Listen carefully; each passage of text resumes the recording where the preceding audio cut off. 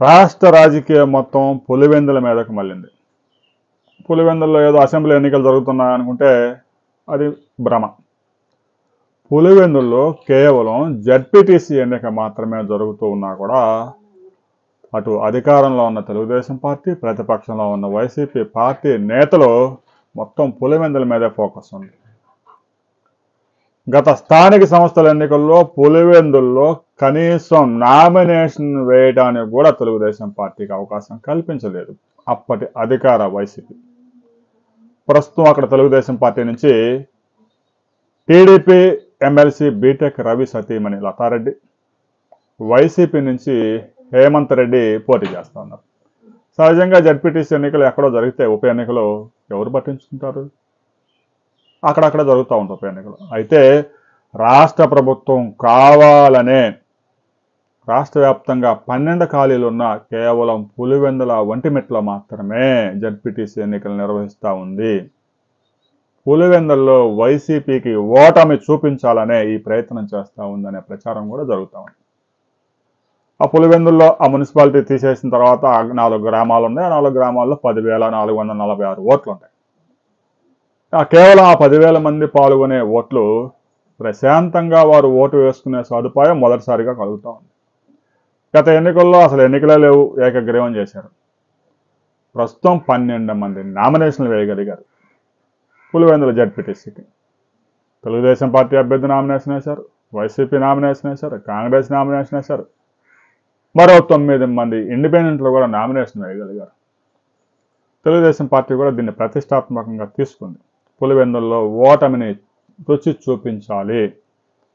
గత స్థానిక సంస్థల ఎన్నికల్లో నామినేషన్ వేయడానికి ఎవరైనా వస్తే చంపి పడేస్తామని బెదిరించి చుట్టుపక్కల కూడా ఎవరు రానియకుండా చేశారు.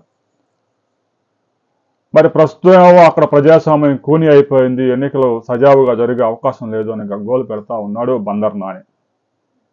గత ఎన్నికల్లో ఏం చేశారు వైసీపీ నేతలు అనేది మాత్రం ఆయన చెప్పడం లేదు. తాజాగా అక్కడ తీవ్రమైన ఉద్రిక్త పరిస్థితులు ఉన్నాయి.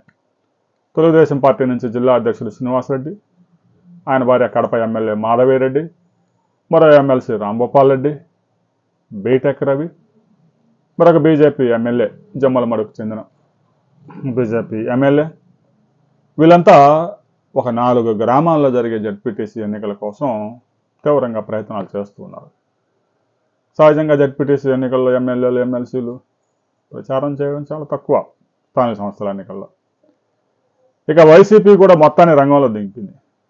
కడప ఎంపీ అవినాష్ రెడ్డి, ఇక ఈ ఏదైతే కడప జిల్లాకు చెందిన వైసీపీ నాయకులు మొత్తం అక్కడే పులివెందుల్లోనే మకాం వేశారు.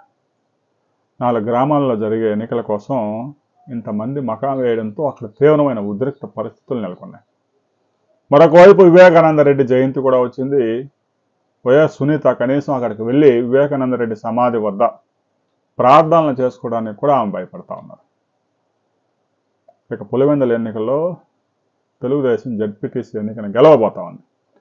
ఆడ ఫలితాలు వచ్చిందో లేదో వెంటనే వైసీపీ నేతలు ప్రెస్ మీట్ పెడతారు. పులివెందుల్లో ప్రజాస్వామ్యం కూని అయింది, కనీసం మమ్మల్ని ఓట్లు వేసుకోనేయడానికి కూడా ప్రజలను రానియలేదు, భయభ్రాంతులకు గురి చేశారు, ఒక్కొక్క ఓటుకు 10,000 రూపాయలు పెట్టి కొనుగోలు చేశారు అని బందరకు చెందిన పేర్ని నాని, సతనపల్లి మాజీ ఎమ్మెల్యే అంబటి రాంబాబుతోనో కుదిరితే రోజాతోనో ప్రెస్ మీట్ పెట్టిస్తారు. ఇంకంతటితో ఆ దుకాణం క్లోజ్ అయిపోద్ది.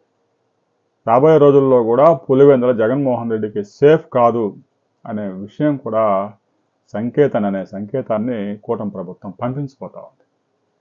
సజావుగా పులివెందుల ఎన్నికలు జరిగితే అక్కడ వైఎస్ కుటుంబం ఓటమి చవి చూస్తుంది అనేది రాజకీయ విశ్లేషకులు ఎప్పటి నుంచో చెప్తా ఉన్నారు.